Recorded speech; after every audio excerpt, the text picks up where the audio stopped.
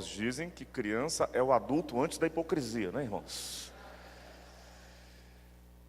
Me lembro, pastor Ney, que numa dessas, um dia uma criança estava aqui à frente, eu entusiasmado, empolgado, estava aqui uma menininha, e eu, alá Silvio Santos, me ajoelhei para falar com a menininha: tudo bem com você?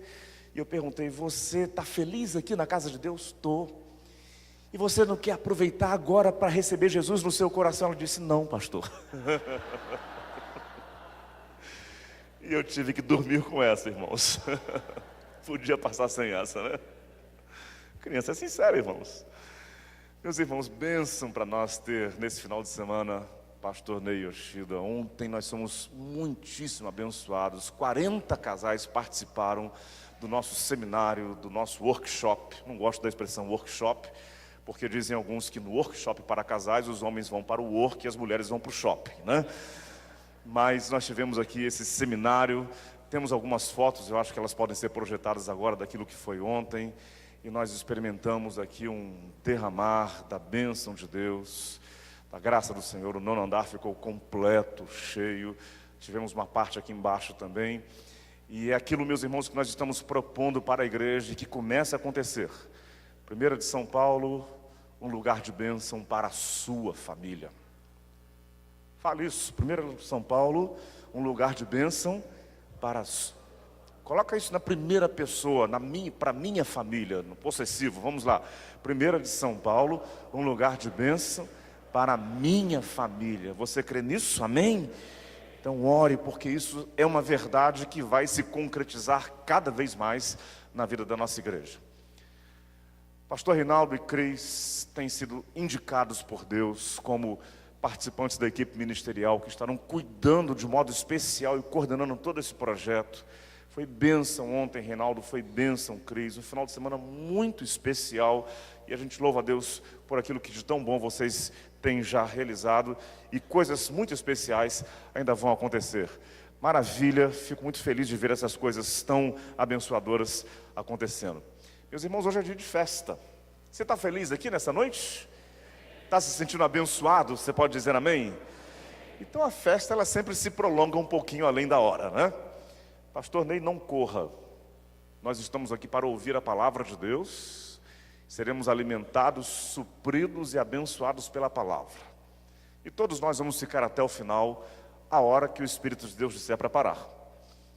Se disser mais ou menos 11 horas, nós sairemos daqui depois das 11. Amém ou misericórdia, irmãos? Amém. Disseram aí, glória a Deus. Então, sinta-se à vontade, pastor.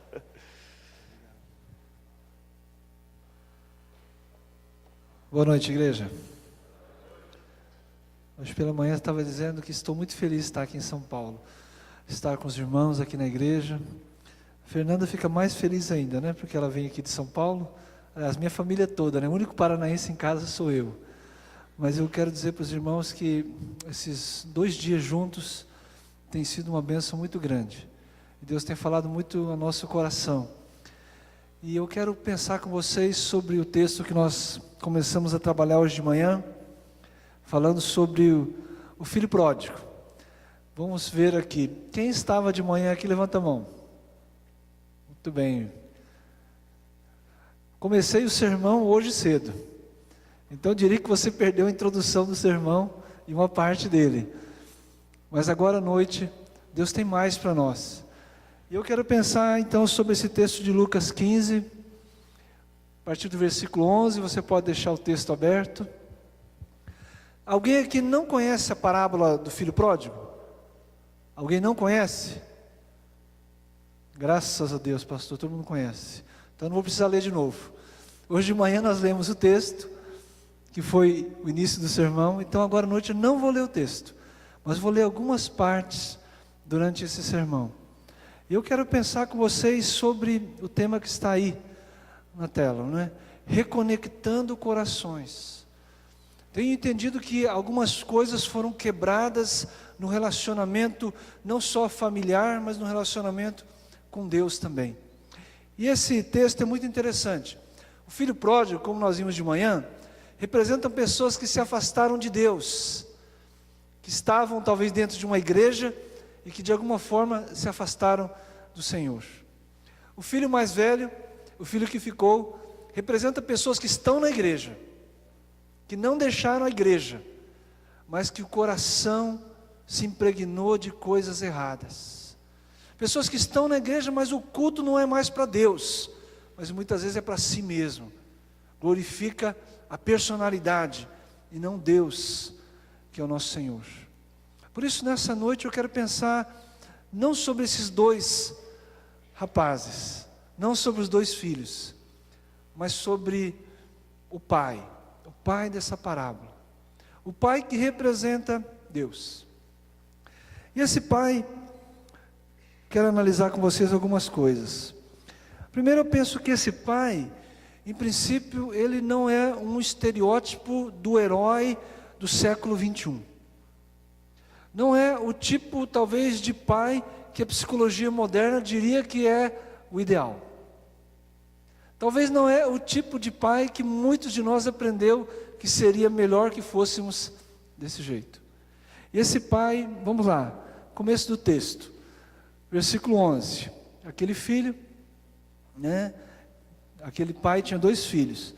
E o mais moço pede ao pai que lhe dê a sua parte dos seus bens como herança. Hoje de manhã nós falamos que na verdade aquele filho não tinha direito à herança, porque o pai estava vivo. Isso é uma coisa natural, não é? O filho tem direito à herança quando o pai falece. Naquele momento então o filho não tinha direito de receber herança, mas surpreendentemente o texto diz, versículo 12, que o pai repartiu os bens entre eles. Quem pediu a herança foi o filho mais novo, certo? Mas a Bíblia diz que o pai dividiu entre eles, entre os seus 2 filhos. Ele deu também a parte daquele que nem pediu nada. E aí a gente já percebe que tem alguma coisa meio estranha nessa história. O pai não retruca, o pai não repreende o filho, o pai não exorta, o pai não explica, o pai não diz ao filho, nem assim, ó meu filho, mas isso está certo? Eu estou vivo ainda? Por que você está pedindo a parte da herança se eu ainda continuo vivo? Por quê? O pai não pergunta nada, não reclama, o filho vai embora. O pai sofre, e a Bíblia diz que o filho sofreu demais, perdeu tudo que tinha, começou a passar necessidade, e ele então decide com um discurso muito bonito: Pai, pequei contra o céu e perante ti, já não sou digno de ser chamado mais teu filho, me aceita como se eu fosse um empregado seu. E a Bíblia diz então que ele vem com esse discurso todo preparado, e quando ele chega lá, e o pai o vê, a Bíblia diz que o pai sai correndo ao seu encontro, e o abraça e o beija. Isso não é normal, queridos. Um pai oriental, quando o filho erra, normalmente ele permanece em pé, espera que o seu filho venha a ele, ele peça perdão, e diga realmente isso: pai, eu errei, eu fiz tudo errado, eu quero o seu perdão. Mas aquele pai quebrou todos esses protocolos, todo esse padrão de comportamento normal, e ele correu em direção ao filho, o abraçou e o beijou. Nem esperou a explicação do filho. Na verdade, o perdão já havia acontecido muito antes do filho imaginar e do filho se aproximar do pai. Aquele pai então fez uma festa para o filho. Espera aí, como assim? Uma festa? Você já imaginou? Seu filho pede, não é, a herança. Você está vivo, ele pede a herança, gasta tudo que tem com prostitutas, pega um carro, bate o carro, arrebenta o carro, fica sem dinheiro nenhum, começa a passar necessidade e volta para sua casa. Aí você simplesmente o recebe, faz uma festa para a família toda. Que legal, né? Que pai faria isso hoje? Você não acha isso estranho? Não acha isso muito esquisito? E aí, o que acontece? O filho mais velho fica chateado, o filho mais velho fica revoltado. Espera aí, pai, como assim? Esse meu irmão aí foi lá e gastou tudo que tinha, fez uma besteira, e eu estou aqui trabalhando, feito um condenado, fazendo tudo certo, e o senhor vai e mata o melhor bezerro. O filho ficou irado com o pai, e o pai foi lá atrás do filho. Outra coisa, né? Um pai oriental não faria isso. O filho tem que se resignar à vontade do pai. Se o pai diz, eu vou fazer uma festa, o filho abaixa a cabeça e participa da festa. O filho não questiona o pai. Em casa eu não podia questionar meu pai de jeito nenhum. Meu pai falou, tinha que obedecer. Todo mundo sabia. Meu pai nem olhava para a gente, ele falou, todo mundo estava lá. Era assim que funcionava. E para aqueles homens judeus isso era muito natural. E por estranho que pareça, a história continua. Porque o pai vai lá e busca aquele filho, tenta convencê-lo, se humilha. E quando o filho é trazido àquela festa, o pai lhe restitui tudo que ele havia perdido e muito mais. Não é estranho essa história? Essa história se torna mais estranha porque nos padrões humanos, nos padrões do nosso mundo moderno, esse pai, ele é um fraco. Esse pai não tem pulso, né? Esse pai é muito permissivo. Que pai é esse? Que o filho erra, perde tudo que tem, perde dinheiro, tudo que ele lutou para conquistar, o filho jogou fora, e de repente o pai recebe e faz uma festa para ele. Que pai fraco é esse? Esse pai, né, se o Boris Casal tivesse, diria, esse pai é uma vergonha. Uma vergonha. Esse pai é vergonhoso, a atitude dele é vergonhosa. Um pai fraco, permissivo. O problema de tudo isso cresce quando nós entendemos que esse pai é figura de Deus. Aí que o bicho pega. Aí a coisa complicou mais ainda. Porque eu não estou falando simplesmente de um pai fraco, permissivo, mas eu estou falando de um Deus fraco. De um Deus que faz aquilo que nós não esperamos. De um Deus que é diferente dos estereótipos de Deus que nós temos feito com as nossas teologias modernas. Um Deus que é diferente daquilo que nós dogmatizamos como uma doutrina absoluta de Deus que nós cremos. Que Deus é esse? Que Pai é esse? E é sobre isso que eu quero pensar com vocês nessa noite, queridos. Porque para reconectar corações, nós temos que primeiro conhecer o Pai de amor, que é Deus, quem Ele é. Então quero convidar você a fazer essa caminhada comigo nessa noite. E eu quero pensar somente 3 coisas com você nessa noite. Sobre Deus e sobre a família. 3 coisas sobre Deus e 3 coisas que precisamos entender sobre a família.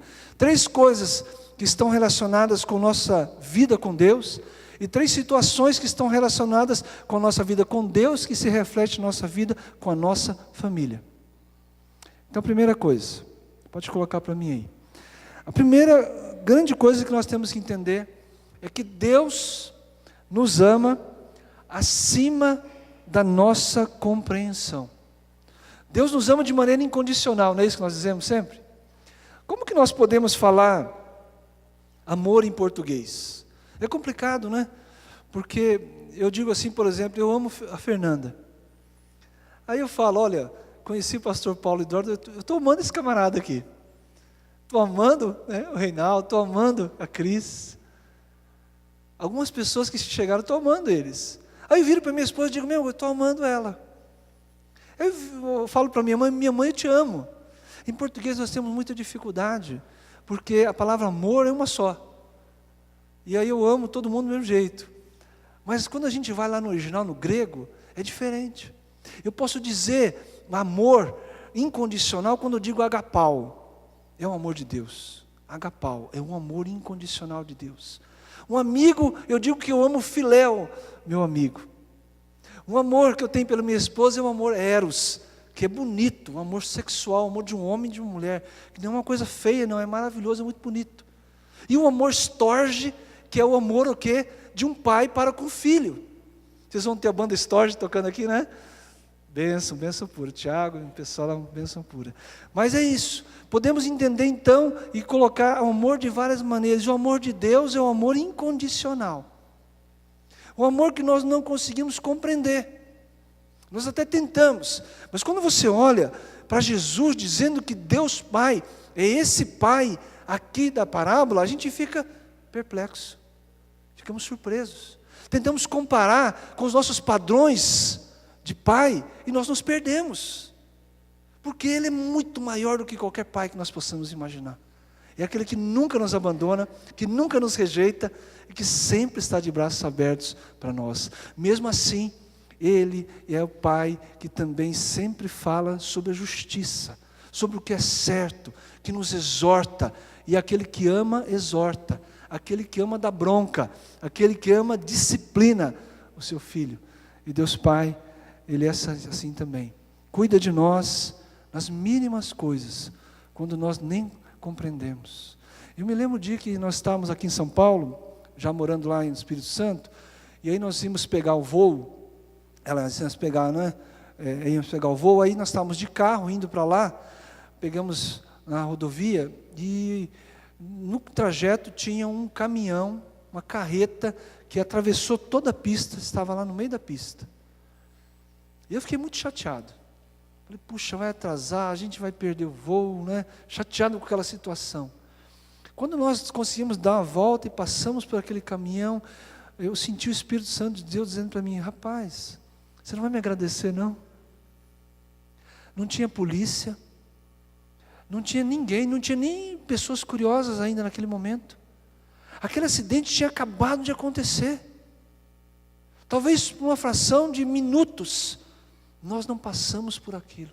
E se nós estivéssemos lá, nós teríamos sido atropelados por aquele caminhão. Estaríamos no meio daquela situação. E Deus nos salvou naquele dia. Um atraso que nós tivemos na casa da minha sogra salvou a nossa vida. E quem fez isso? Deus e seu amor. Deus e seu amor. O amor de Deus, queridos, o amor de Deus independe do nosso desempenho.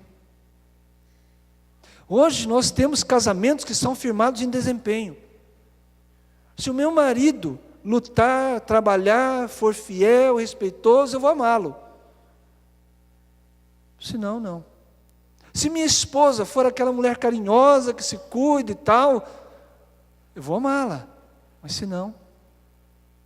Existia um conceito muito triste dentro da Bíblia, quando nós vemos Jesus se encontrando com os fariseus e os escribas, porque eles viviam uma religião totalmente afastada de Deus. Será que nós também não estamos assim? Uma religião que não leva a Deus, na verdade. Estamos tão pegados aos nossos cultos e nossos dogmas, mas não temos relacionamento com Deus, muitas vezes. Jesus encontrou pessoas assim. Jesus encontrou uma religião judaica assim, afastada completamente de Deus. Você sabe que na lei judaica, naquela época, tinha várias restrições e várias normas sobre procedimentos. Por exemplo, sobre casamento. Estava na lei que se a mulher não cozinhasse bem, o marido poderia se divorciar dela. Você sabia disso? Estava na lei judaica. As mulheres não gostavam nada dessa história, né? Principalmente as que cozinham mal. Porque tinha a Bíblia, tinha o Antigo Testamento. Mas aí o que eles fizeram? Eles construíram a Hagadá. A Hagadá era um bando de leis que explicavam a lei de Moisés. Aí, não satisfeitos, eles criaram a Halaká, que explicava a Hagadá, que explicava a lei de Deus. E nessas leis que eles criaram, que a gente às vezes não compreende quando Jesus fala contra a lei, é sobre essa lei que Jesus critica, não sobre a lei mosaica, mas sobre essas leis que os judeus criaram. Essas leis que, por exemplo, determinavam quantos passos poderiam se dar no sábado. Você sabia disso? Estava lá na lei. Quantos passos um homem deveria dar no sábado? Passou disso, era pecado. Você imaginou que loucura? Você acorda de manhã, então no sábado, peraí, quando você vai pisar de manhã, você já dá um passo maior para, né, ganhar um pouco de espaço. Você imaginou o dia inteiro contando quantos passos você podia dar? Que coisa louca. Quando Jesus vem e fala, esse negócio está tudo errado, gente. Deus não falou nada disso aí não, isso não estava na cabeça de Deus. E aí Jesus começa a bater forte contra essas coisas. Quantas vezes nós estamos aí querendo transmitir amor de acordo com o desempenho? Se você me amar, eu vou te amar. Se você me perdoar, eu te perdoo. Se você me der carinho, eu te dou carinho. Quantas vezes é assim nos nossos relacionamentos, na igreja? Eu dou para quem dá algo para mim. Eu dou para quem oferece algo para mim. E não pode ser assim, queridos. Porque, da mesma forma como Deus nos ama de maneira incondicional, assim nós devemos amar nossos familiares. Pode pôr outro aí.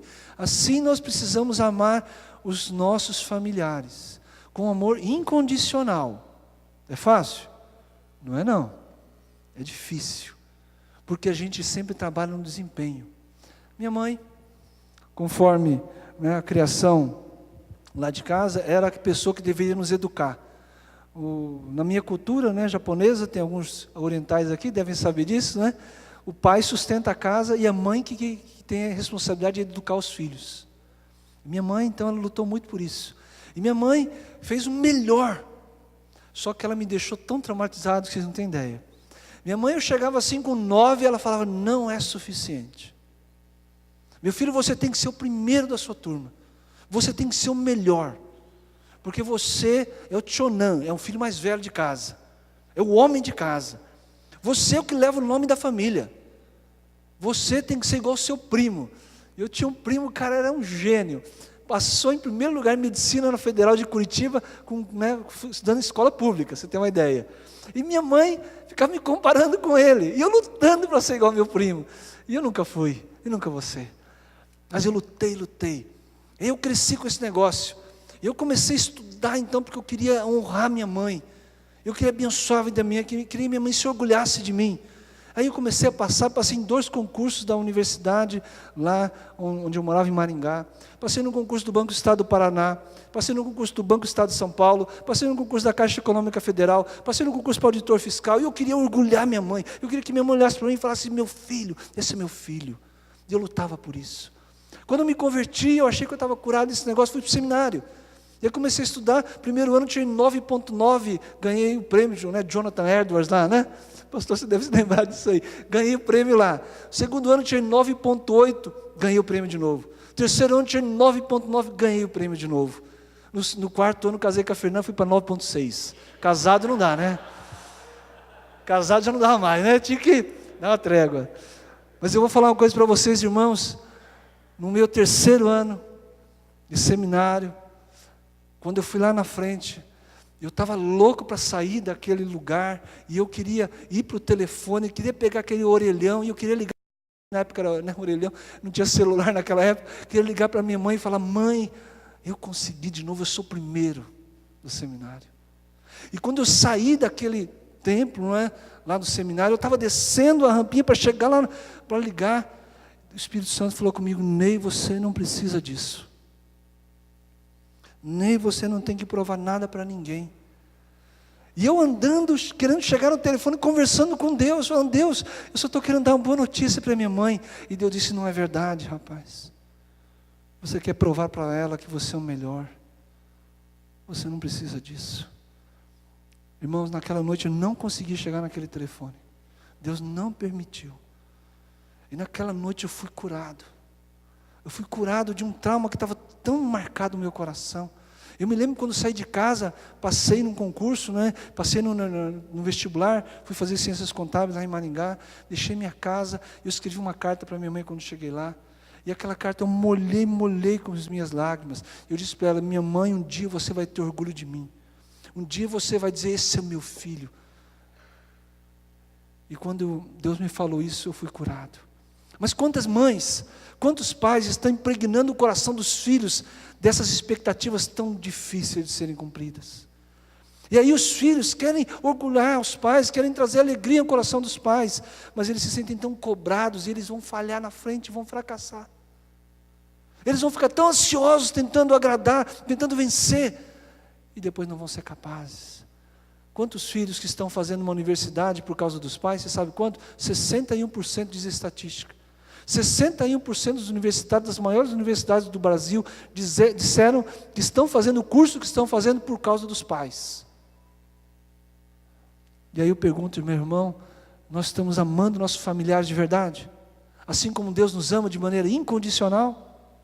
Aquele pai, na parábola, ele fez tudo certo, porque ele amou seu filho, e ele sabia que seu filho já estava arrependido. Quantas vezes nós queremos castigar os nossos filhos? castigar o nosso irmão, colocar ele na geladeira, para que ele possa aprender, mas ele já passou pela luta, ele já passou pela privação, e ele só precisa do nosso amor. Segundo lugar, Deus quer reconectar nossos corações, mas precisamos aprender que Ele quer nos dar mais do que aquilo que nós desejamos. Deus quer nos dar mais do que aquilo que nós queremos, mais do que aquilo que nós ansiamos. Deus quer nos dar, porque Deus quer nos dar sempre o melhor, queridos.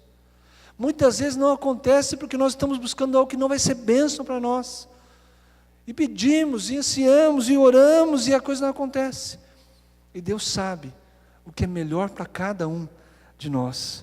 Muitas vezes a gente aqui não compreende isso. Eu me lembro, queridos, quando eu estava morando lá, tinha me convertido, estava morando lá em Maringá, participava de uma igreja lá, e veio um grupo da Jocum. Gente, quando eu conheci aqueles meninos, eu vi aquele trabalho, eu fiquei doido. Aí eu vou para Jocum, eu quero ir para Jocum, e aquele negócio muito forte, eu comecei a trabalhar com eles. Aí eu fui para BH, fui para Contagem, participei do trabalho com eles, fui lá para Curitiba, conhecendo várias bases da Jocum. Falei, é isso que eu quero para a minha vida, é isso que Deus tem para mim, porque Deus tem um chamado.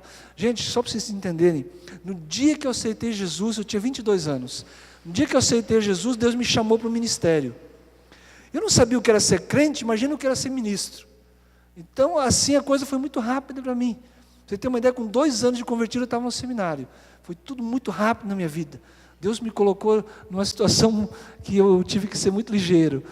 Mas naquele dia que eu senti isso, eu liguei para o meu pastor lá em Curitiba, e eu falei, pastor, eu vou viajar e eu quero conversar com você.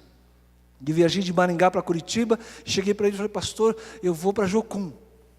Todo animado e tal, todo feliz, né, com aquela alegria. Ele olhou para mim assim, bem sério, e falou, Ney, é isso que Deus quer para você mesmo? E eu falei, sim, eu estou sentindo, estou tão feliz que eu vim compartilhar com você, vim pedir a sua oração, a sua bênção. E o pastor virou para mim e falou assim, Ney, o que Deus quer de você é outra coisa. Você vai para um seminário, você vai fazer 4 anos. Eu falei, não, pastor, não deixa eu nem terminar. Pastor, eu quero servir a Deus agora. Eu já com 6 meses, já estou no campo, já estou trabalhando.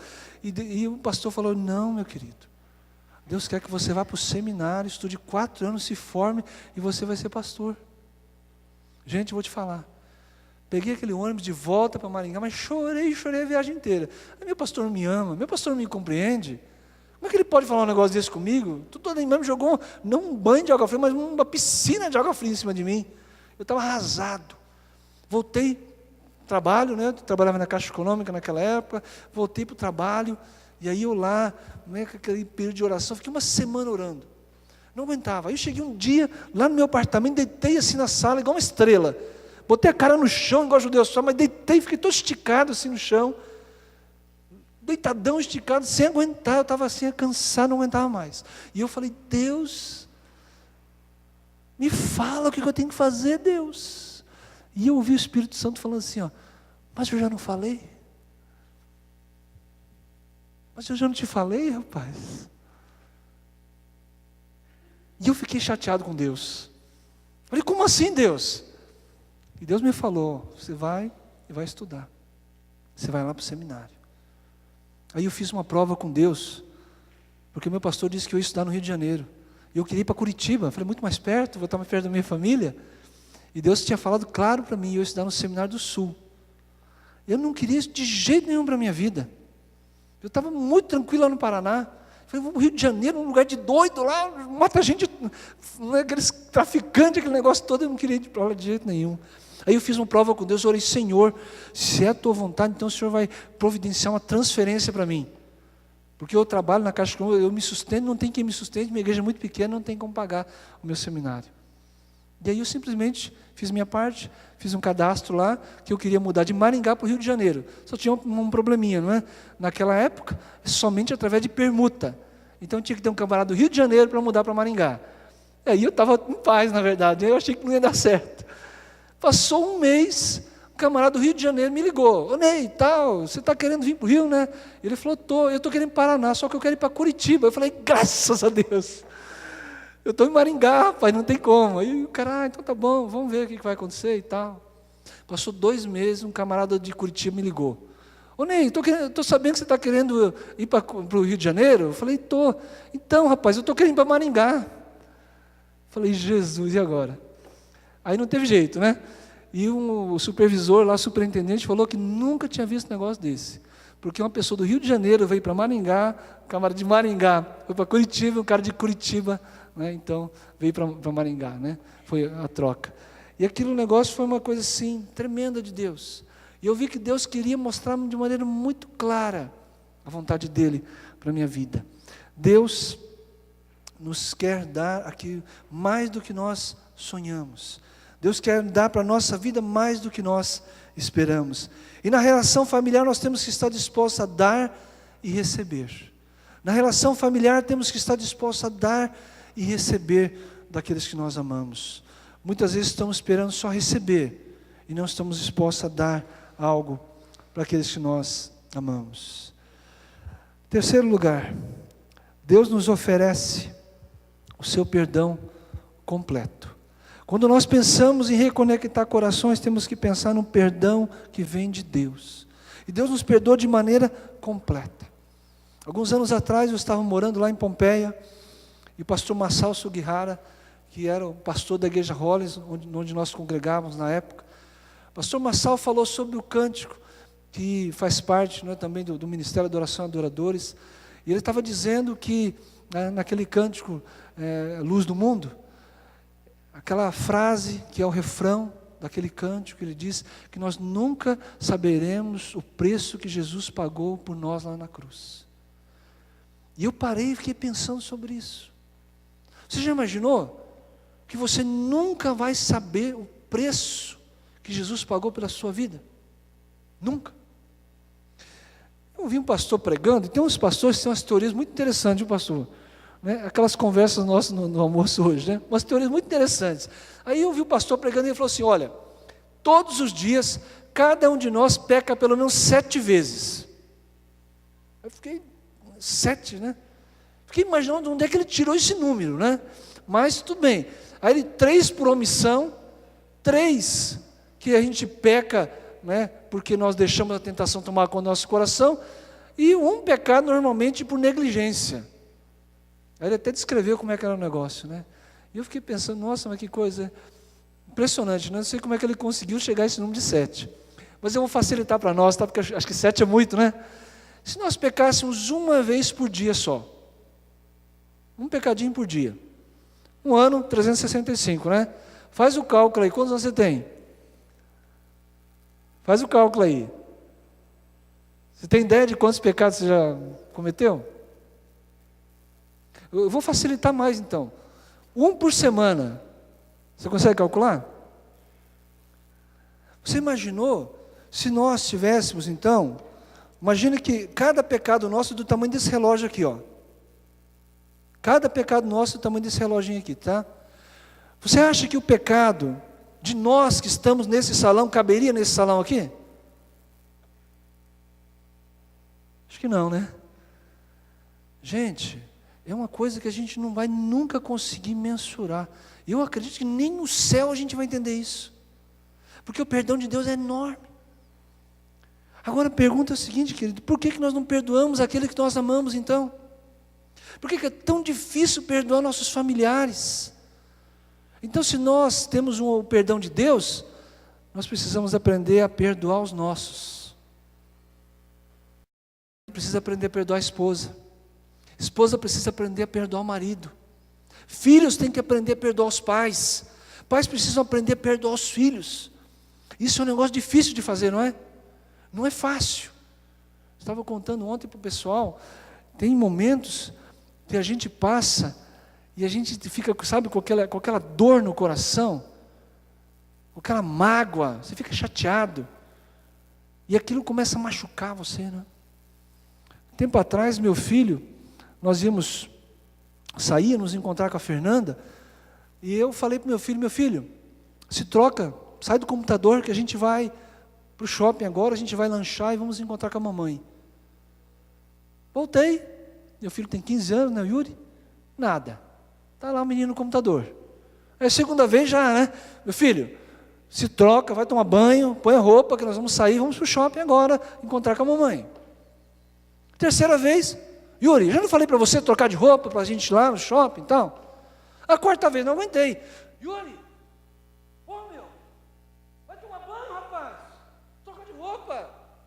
É a quarta vez que eu estou falando com você.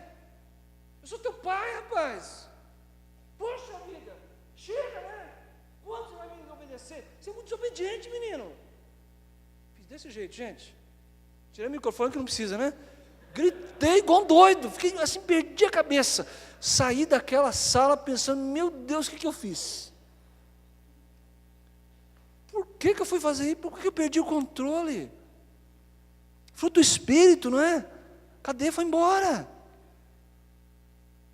E eu fiquei chateado. Aí, pensei, o que eu faço agora? Eu orando e tal, fomos para o shopping, aí o Yuri foi comprar um lanche dele, né, eu dei dinheiro, e fui com minha filha comprar, nós sentamos, eu e Taone estávamos conversando, Taone cruzou o braço, olhou para mim e falou, pai, você não vai fazer nada?